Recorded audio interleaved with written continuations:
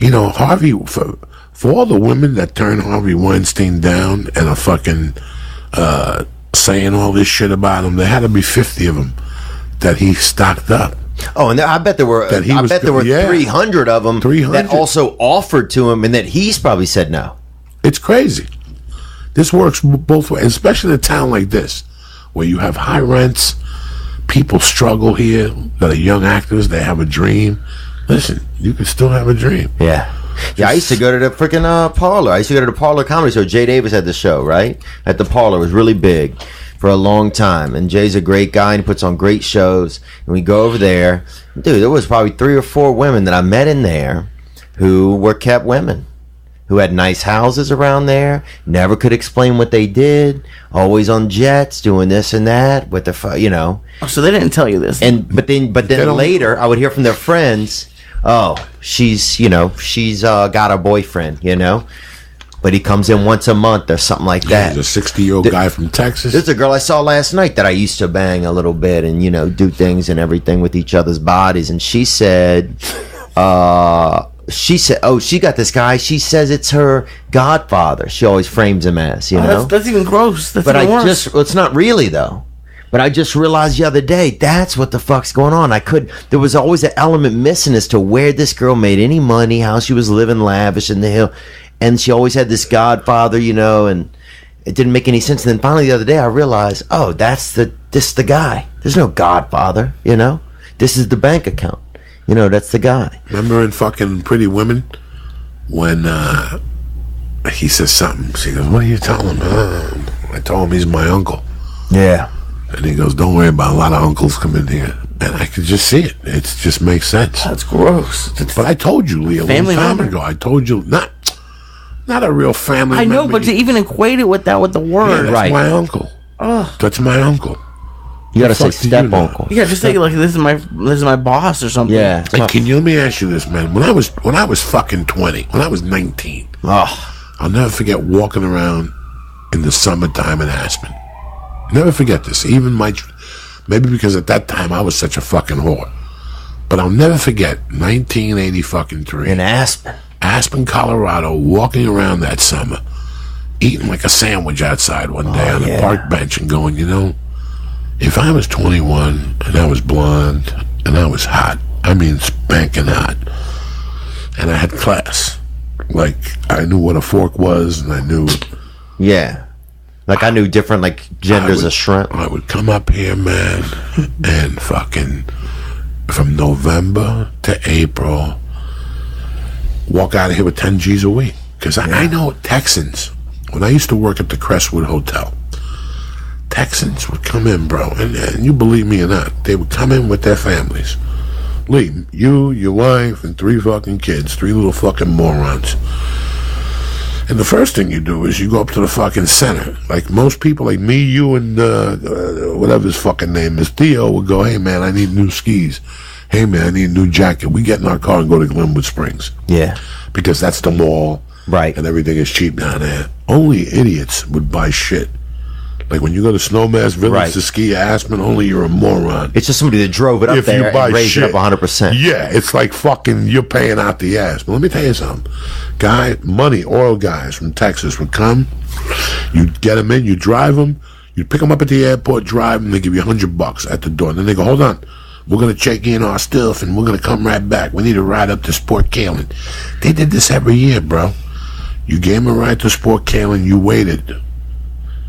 The guy would give his fucking wife a fucking black, whatever, the highest American Express card. He would go into a bar and take you in there with him. What do you mean you ain't gonna have a drink? In those days, I used to drink, guys, because Texans come up there. Yeah. And we would go into like a fucking John Denver's bar, the Tower, and have a drink while his wife was across the way at Sport Kalen. Then he'd have 2. To my drink, he'd have 5. And then he'd go over. I'd go back to the van. He'd go over and spend, from socks, the salesmen, they're fucking the best.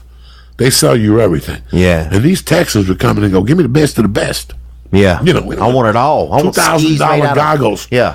$40,000, Lee, in fucking equipment. You drive it back, or they fix it for you. They come back up to ski. They pick it up. They do that for 4 fucking days.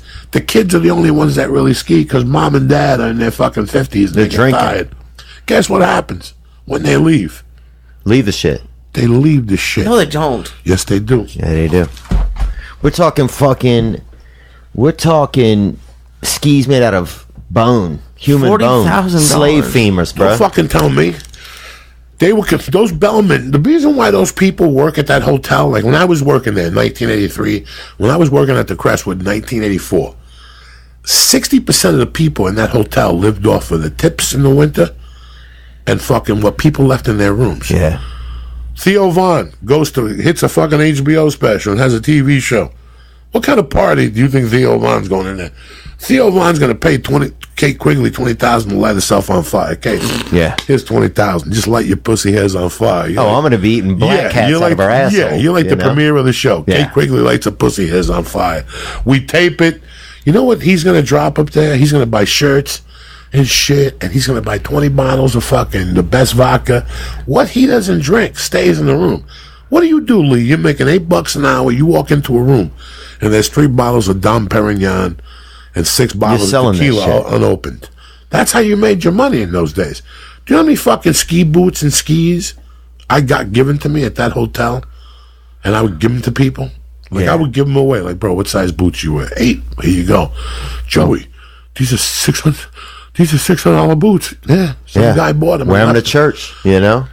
They did that every fucking week. So wait, did these people come, leave it, and come back next year and do it again? Do it again. Oh no! So what are they gonna do? Bring it home? No. What are they gonna do, Lee? It's oil, Lee. It's dead dinosaur sauce. Rent an apartment there and leave the skis in there. Lee, they ain't got time for that. You know why, Lee? Jesus fucking Because Christ. that time they're making money. By the time Lee, you think they're gonna fucking leave in the airport and drop the shit off at a fucking storage there's unit? A Texan, Lee. No, I'm telling them to buy a house. They don't give a... Lee, I used to laugh at those Texans. I remember one guy opening up a briefcase one day in front of me.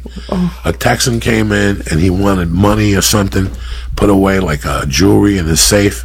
He gave the lady the jewelry, but in his briefcase, he had stacks like a drug dealer. He wasn't no fucking drug dealer. He's a white dude that owned like a fucking meat company. Yeah. But when he came to Colorado, he Gringos came Meats to Colorado because he knew he was going to Aspen 4 nights. He was going to buy blow. You know how many times people walked into rooms in Aspen and bumped into a quarter ounce of blow or an 8 bowl of... You know how many fucking maids used to come up to me and go, "Psst, come here. Look. Give me like 1.5 grams of coke that they found in the room." People don't want to take that shit back. Especially in New York, you can usually hit up somebody that's cleaning the rooms or whatever and ask them. Tell them when you get there. We used to do that. Do we get there? Tell them we get there. You find anything good? You know, here's $40. Drop it off by my room. It really is. No questions asked. It really is crazy when you see the amount of money some people have.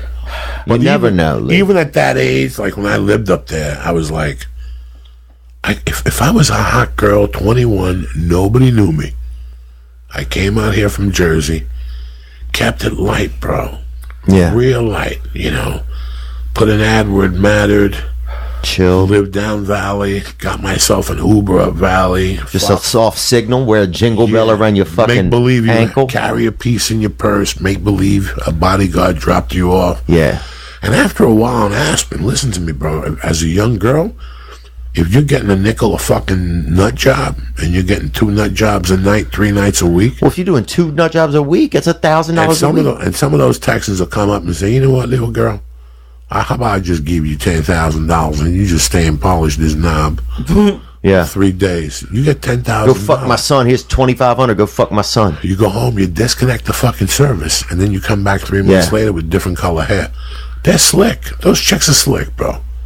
And they're masters, because after a while, they're just they're employed. They're just business women. They learn how to become a bit. At first, it's look when you go into a strip club and you see the girls with Honcho, the local drug dealer. Yeah. Like last night, there was a shooting at a club in like I don't know some bum little fucking town. We used to do comedy here in California. I ain't even insult nobody. Yeah. But it's true. Those little fucking homie towns where they have that one club deluxe and the neighborhood drug dealers VIP, and when he comes in, little girls go crazy. And they don't know that this guy's a scab off of fucking society's ass. He's not even nobody. You know what I'm saying? Like, at least if he was the real kingpin, he'd be really in doing New York, or he's be just jet setting and shit. He's got fucking 4 grams in his fucking glove box. Yeah, but he's fucking King Slade or Spunk whatever. or something. He's got Spunk tattooed across his fucking chest. Yeah, you don't even know that his gang name is also a name for semen or something. He's just so fucking cool, and he walks in, and in those little clubs like that, it's so weird out. And they love him. You know, when you walk into like a strip club, you know the girls that they bought into it. Like there's certain girls that bought into it, and then there's certain girls that are fucking professional. Yeah. Like even at that club where I went to, they got a bunch of knuckleheads. But there's a girl that when you see her walk in there, she usually strolls in. She's there. a G. She got a clipboard. She works you. It's a work job, and she'll let you fucking stick 4 fingers up her knuckle, her asshole. But I'll tell you what, you're gonna leave there with your pocket sucked out. Yeah. You're gonna leave there and go, man, she was hot, but I did what? For how much? What, am I, a fucking idiot? That means they got a talent, Jack. That's the talent. I don't ever judge a woman for that. I can't. Well, we're doing the same shit, man. We're doing it with our emotions, though. And I did the same shit as a criminal. Dude, if I had a nice asshole, I'd show it to people every night for a couple of fucking grand. How many times have you heard somebody... There's a couple people Ari hangs out with that there's a broad Ari hangs out with, not date like love wise, but they're friends. She sells her underwears, her socks. She makes a living. Yeah. Or selling her bras, her underwear. Somebody takes her bra and snips her fucking bra. Some dude, bro, or even a woman or a kid. I don't. You cannot get mad at a woman for doing that. I can't.